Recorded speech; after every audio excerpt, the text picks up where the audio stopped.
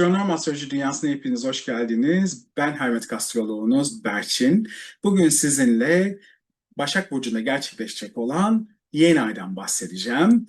Hem bizim kendi hayatlarımızda hem de kolektif hayatta nasıl etkiler verebilecek onlardan size biraz bahsetmek istiyorum. Ama öncelikli olarak videolarımı beğenmeyi, kanalıma abone olmayı ve yorum yapmayı unutmazsanız sevinirim. Sizin sayenizde videolarım daha ön plana çıkmış olacak ve benim için de bu videoları yapmam adına da bir aslında motivasyon gerçekleştirmiş olacak.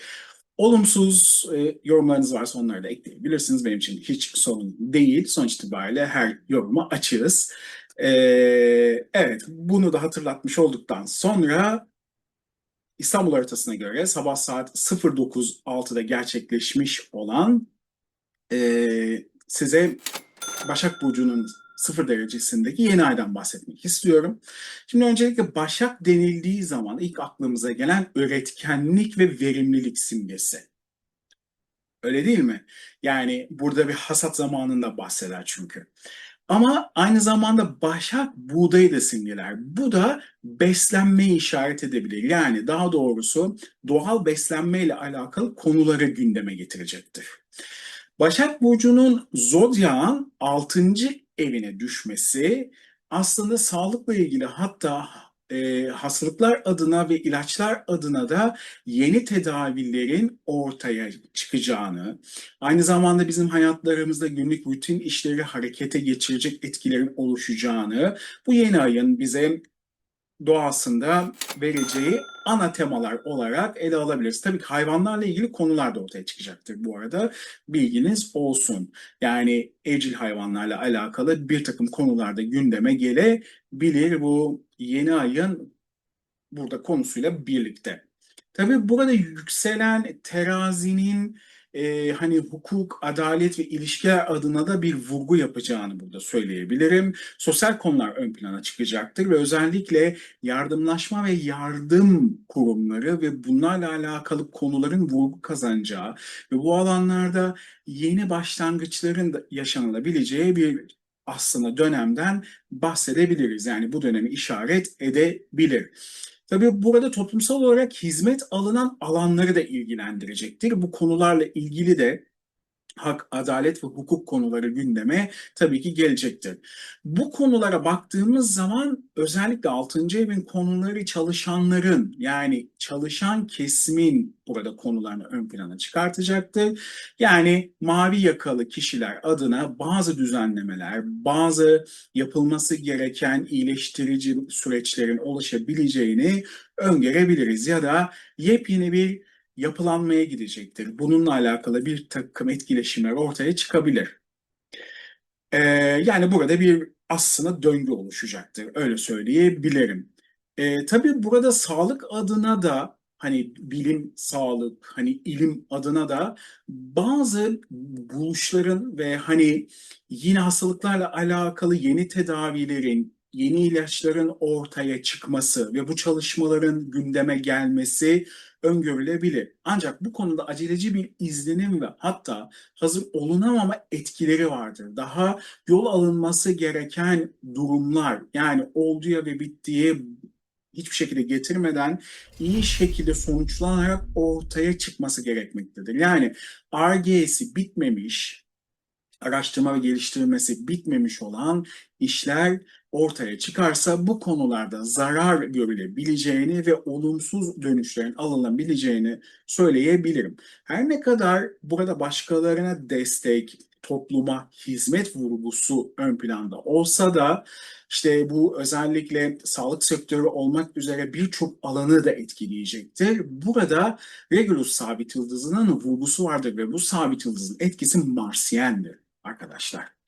Ve burada zararlı etki ortaya çıkartacağı için bu yüzden etkileri çok büyük ve zararlı olabilir. Başarılı bir sonuç elde ettiğini varsayarken ya da o şekilde düşünürken sonuçlar mutlu etmeyebilir ve tersine dönebilir. Çünkü daha zaman vardır. 0 derece Başak daha yol alınması gereken bir takım e, etkilerin olduğunu aslında bize gösterir. Bu sadece hani burada benim kolektif olarak sağlık adına vermiş olduğum bir e, örnektir ama bu tüm girişimler adına böyle söyleyebilirim. Özellikle üretim adına ve e, verimlilik ve hizmet adına ulaşabilecek her e, burada konuyla alakalı. Tabii burada kişisel hayatlarımızda aslında vurgu ne yaptık, ne yapıyoruz, ne yapmalıyız olmalıdır. Yani biraz aslında buna bakmamız gerekiyor. Eleştirel bir etki yaratacaktır. Biraz sivri dilli olabilir ve bilmediğimiz konular hakkında yorumlar bize yaptırabilir bu yeni ay. O yüzden biraz dikkat olmamız gerekiyor. Çünkü Merkür burada komik ve gülünç bir duruma sokabilir bizleri. Kısaca bize oyununu oynayabilir. Dikkatli olmak lazım. Çünkü yaptığınız girişim ya da işlerden bir beklenti içinde olabilirsiniz. Sanki ne ektik ne biçtik tarzında hasat etme zamanı gibi bir nevi bu alan içinde de güvende olma teması hakim olacaktır.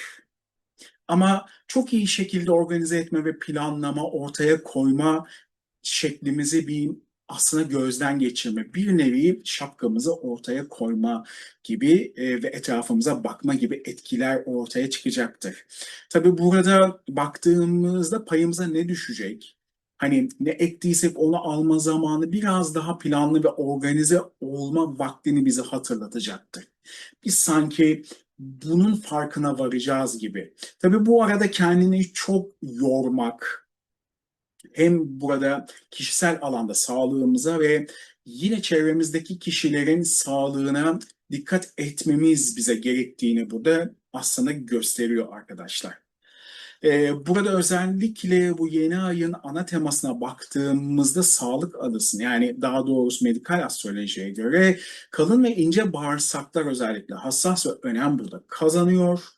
Dikkat edilmelidir. Kan hastalıkları ve dolaşım sistemiyle ilgili hastalıklar, özellikle tansiyon ve kalp rahatsızlıklarında ani gelişebilecek olumsuz bir takım etkilere de dikkat etmemiz burada gerekiyor. Burada hem kendi sağlığımıza çok fazla yormadan hem de çevremizde oluşabilecek etkileşimlere, yani etrafımızda bize yakın olan insanların sağlıklarına dikkat etmemiz özellikle gerekecektir. İşte mesela burada çok fazla işkolik olmamak, stresten uzak durmak, hatta başkalarının işlerine burun sokmamak en doğru aslında burada karar olacaktır. Çünkü biz burada başkalarının işleri içinde kendimizde efor harcadığımız zaman bizi ne yapacaktır? Yoracaktır. Hem mental hem de fiziksel olarak bunlar ortaya çıkacaktır ve sonrasında da bizim sağlığımızı olumsuz şekilde etkileyebilir ve günlük rutin işlerin de aksamasına neden olabilir. O yüzden bu dönemde çok fazla riskli işlere girmemek ve kendi adımıza da riskleri doğurmamak en doğru aslında burada karar olacaktır. Kısaca az önce söylediğim gibi şapkamızı önümüze koyacağız ve bakacağız nerede eksiğimiz var ya da nereden başlamalıyız ya da puzzle'da hangi parça eksik onu tamamlamamız gerekiyor. Yani bir nevi burada içsel olarak da ve fiziksel, yani eylemsel olarak da burada tedavi nerede olmalı? Yani harekete nereye de geçmemiz gerekiyor. Bir şekilde onu incelememiz, aynı zamanda gözlem yapmamız ve planlamamız önem kazanacaktır. Eğer ki attığımız adımlarda kazanmak istiyorsak. Tabii burada etki alacak başlıca burçlar Başak, Balık, Yay ve İkizler.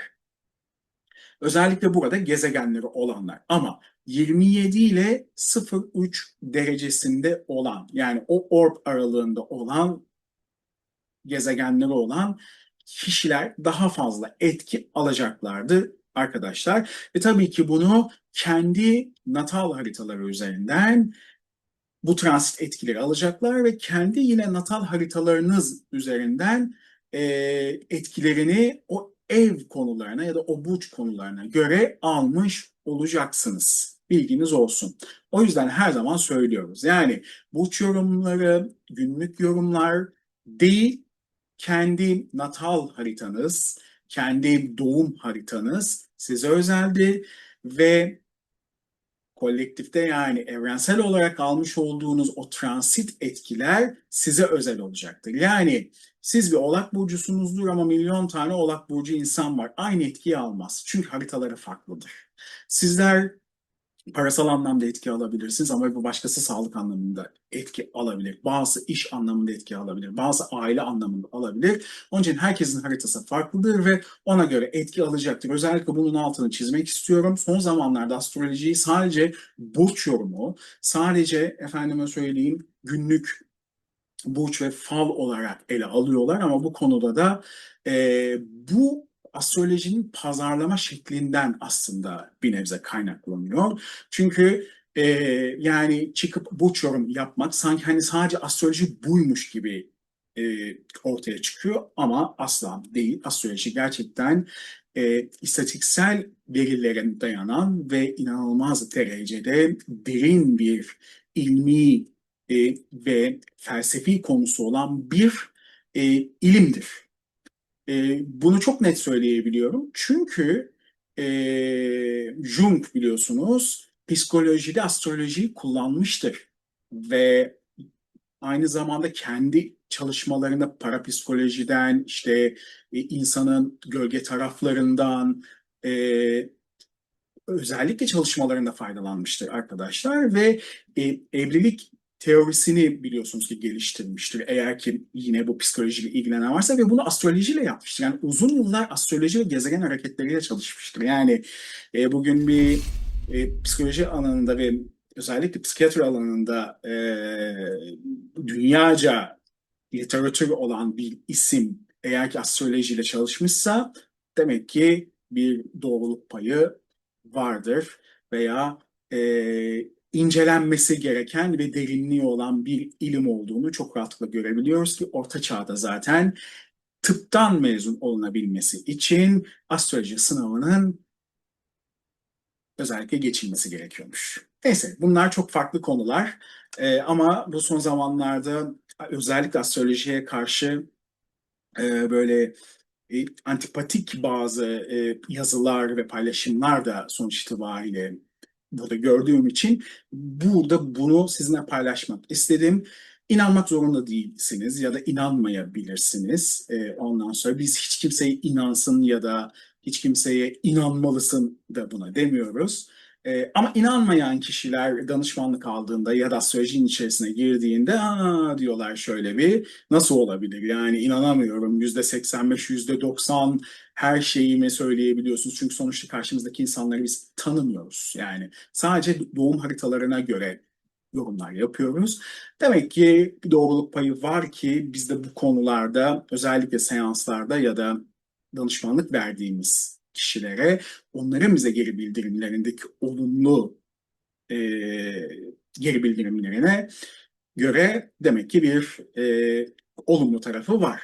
Ama herkes sevmek zorunda ya da sonuç itibariyle desteklemek zorunda değil. Evet, şimdi biz asıl konumuza geri dönelim. Şimdi burada Başak yeni ayı özellikle Aslan takım yıldızı etkisiyle parlıyor. Ve burada Güneş ve Ay Regulus sabit yıldızı ile ışığını daha da yükseltiyor. Bir kraliyet yıldızıyla arkadaşlar. Aktivasyon indeksi oldukça yüksek, Marsiyen bir etkiyle burada kendini arkadaşlar gösteriyor. Burada önemli olan statü, yüksek makam, güç simgesi parlamaktadır. Ama bu güç ve parlama biraz sancılı etkidedir arkadaşlar. Çünkü burada Mars terazide zararlı bir konumdadır. Önemli bir kişinin, büyük birinin acı çekmesi, zararlı bir durumda olmasını simgeliyor aslında buradaki takım yıldız mitolojik kodla baktığımız zaman. Bu şekilde bize bir bilgi vermekte. En önemli etki ise kişi ne kadar güçlü olursa olsun kendisini kendi silahıyla vuracağını burada simgeliyor. Sanki kendi ipini kendisi çekecek gibi bir etki veriyor sistem. Burada bulunan aslında konumdan düşme ve kaybetme etkilerini bu yıldızın ışığıyla tezahür ettireceğini burada öngörebiliriz. Aniden gelişen bir yenilgi, bir kurban edilme ya da ilahi bir ders niteliğinde tezahür etme etkisini buradaki takım yıldız ve sabit yıldızın etkisiyle verebilir.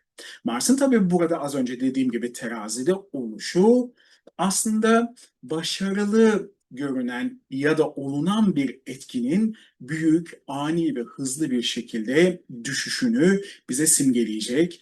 Bu çok ince bir noktadır çünkü burada Regulus sabit yıldızı ummadığın anda yerle bir etme özelliğine sahiptir. Yani yukarıya çıkarttığı gibi aşağıya da indirebilir. Bir başka etkisi de bu yıldızın fiziksel tehlikelerdir. Kişiye burada fiziksel bir takım tehlikeleri tezahür ettirir yaşam alanında. Bir başka sabit yıldıza baktığımız zaman ya da takım yıldıza baktığımız zaman Başak takım yıldızı ile tezahür eden Windham-Beatrix sabit yıldızı, burada da Mars'ın etkisini görüyoruz. Ama burada Mars'ın etkisi bu sabit yıldızın Satürnyel etkisiyle aktivasyon indeksini sağlıyor. Satürn haritada 6. evde konumlanmış, Mars haritada 1. evde konumlanmış. Yani halk ve 6. ev, ordu, öyle değil mi? Ondan sonra askeri sistemler gibi baktığımızda dünya süresinde o şekilde gösteriyor. Ve tabii ki sağlık alanları sonuç itibariyle 6. ev.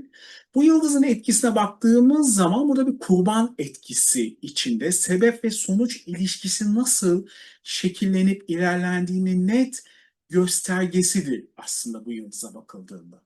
Anlamak, burada kavramak, olumsuz olanın bir başkasına zarar veriyor etkisinin tezahürü, bunun sorumlusu ise ben diyebilme cesaretini kişiye vermesiyle alakalıdır. Bu vesileyle fedakarlık aslında burada yaparak arınma biçiminin gelişmesini bize gösterir aslında burada baktığımızda. Başak takım yıldızı etkisi. Bu etkideki Mars'ın sahnede oluşu potansiyel tehlikeleri gösterecektir. Ve aynı zamanda da yanlış anlaşılmalardan yine kaynaklanan olumsuz etkileri. Biraz alma verme dengesinde sıkıntıları ortaya çıkartabilir.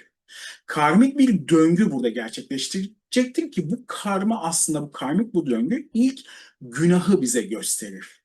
Burada bir günah vardır ve bu döngü ağır bir bedel hikayesiyle aslında kodlanmıştı.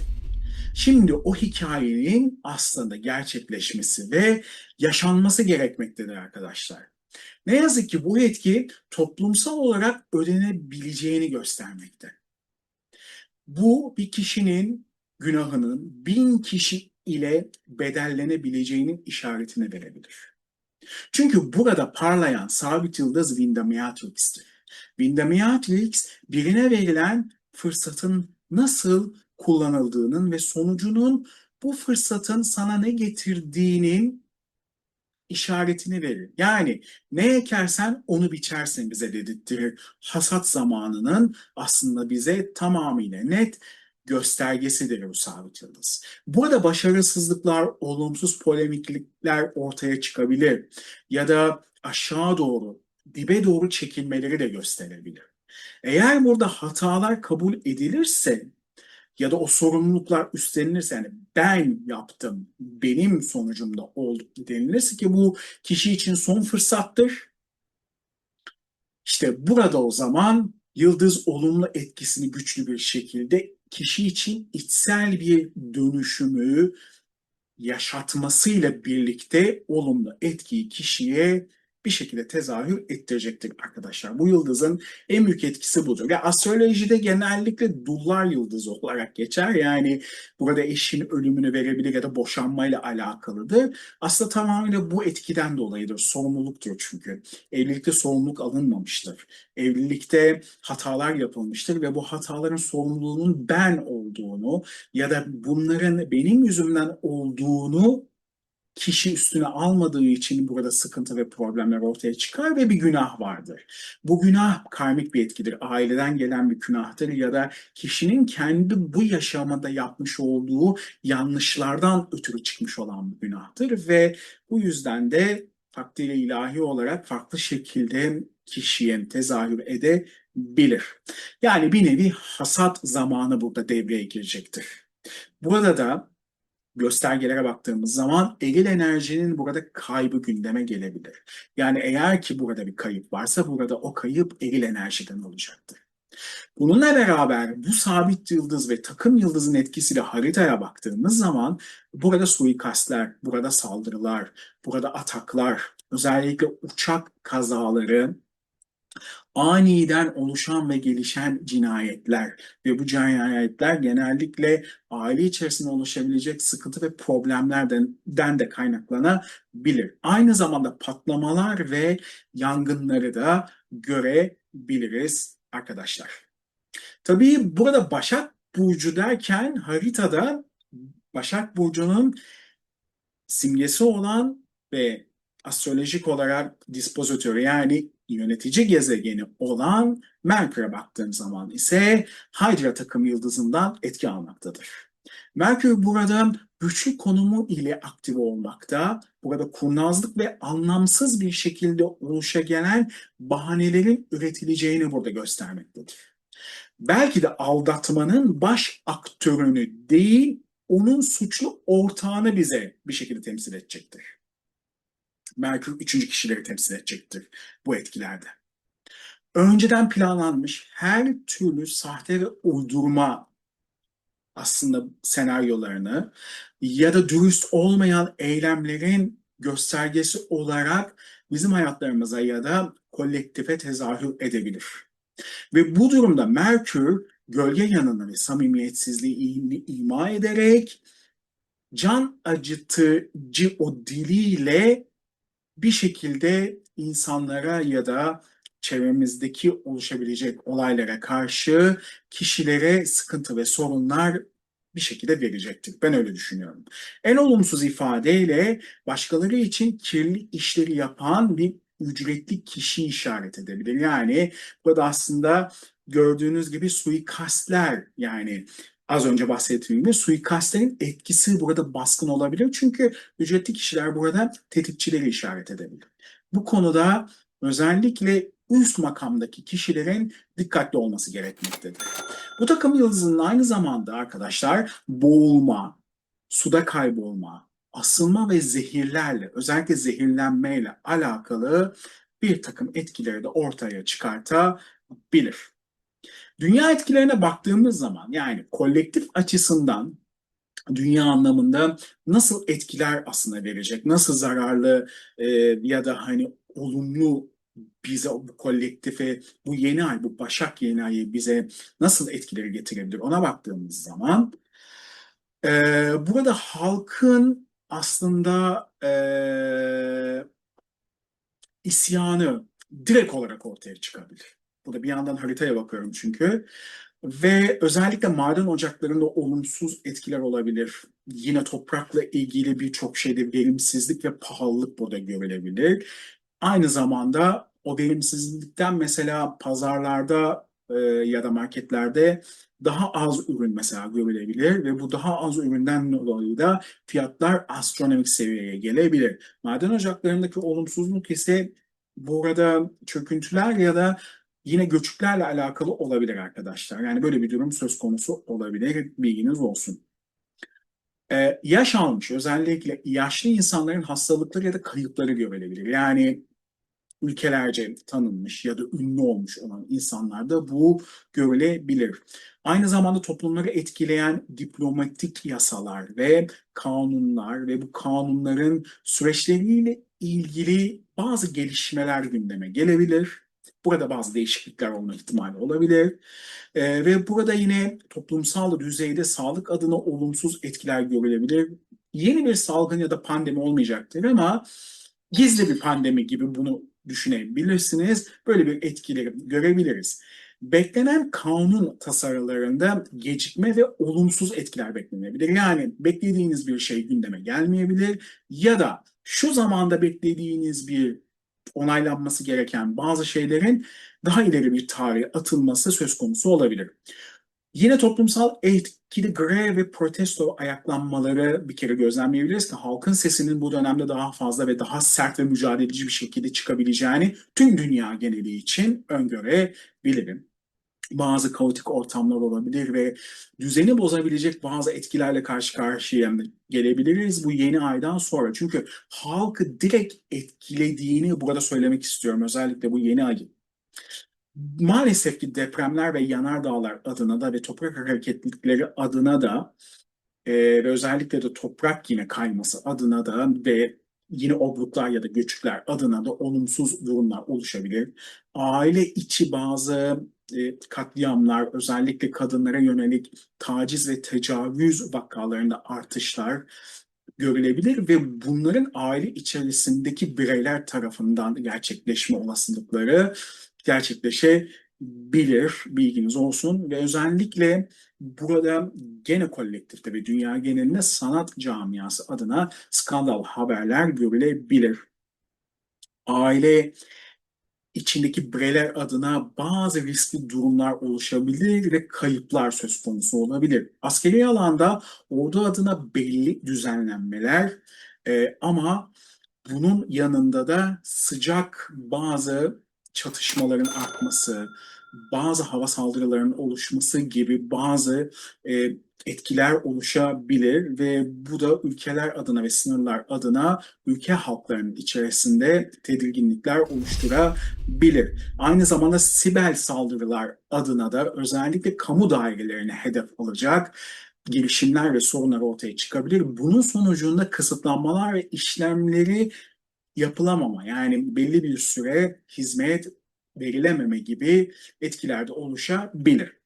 Son olarak şundan size bahsetmek istiyorum. Astrokartografik olarak da baktığımız zaman iz düşümlerine, gezegenlerin hangi alanların daha fazla etki aldığını burada söylemek gerekirse Çin, Hindistan ve Bangladeş ve Tayland, Rusya'nın doğu kısmı, Kuzey ve Güney Kore, Endonezya, Avustralya, Filipinler, Suriye, Arap Yarımadası'nın komplesi, yani İsrail, Lübnan, işte Yemen ya da Katar gibi. Türkiye'nin Güneydoğu, Doğu ve Doğu Karadeniz bölgesi, yani Türkiye'nin Ankara'dan özellikle doğu kısmını aldığımızda o bölgenin bu iz düşüm etkisi içerisinde olduğunu söyleyebilirim. Fas, Portekiz, Brezilya, El Salvador, Guatemala ve Meksika'nın özellikle güneyi, Amerika Birleşik Devletleri'nde özellikle Texas, Louisiana, Kansas ve Mississippi bölgeleri, daha doğrusu eyaletleri, İtalya, Almanya, İsviçre, İran, Azerbaycan özellikle bu bölgeler doğa olayları adına daha fazla etkiler alabilir. Evet, Başak Yeni ayı ile alakalı olarak benim size aktaracaklarım bunlar arkadaşlar. Sürçülisan ettiysem affola, ama en öz şekilde, en size aktarabileceğim şekilde ve dilde bu şekilde size söyleyebiliyorum. Yine bir hatırlatma yapıyorum. Eğer videoyu buraya kadar izlediyseniz lütfen kanala abone olmayı, yorum yapmayı ve mesaj yazmayı da unutmazsanız sevinirim. Benden size çok çok teşekkürler şimdiden. Evet, bir sonraki videoda görüşmek üzere arkadaşlar. Kendinize çok iyi bakın. Umuyorum kendi hayatlarınızda hem sağlık, hem düzen, hem iş alanlarınızda ve özellikle kendinizde eksik gördüğünüz ne varsa bu yeni aile birlikte yepyeni bir döngü oluşur ve sizlerde bir tamamlanma gerçekleşir. İyi olarak ve yine pozitif olarak da bu etkileri almış olursunuz. Kendinize çok iyi bakın. Bir sonraki videoda görüşmek üzere. Hoşça kalın arkadaşlar.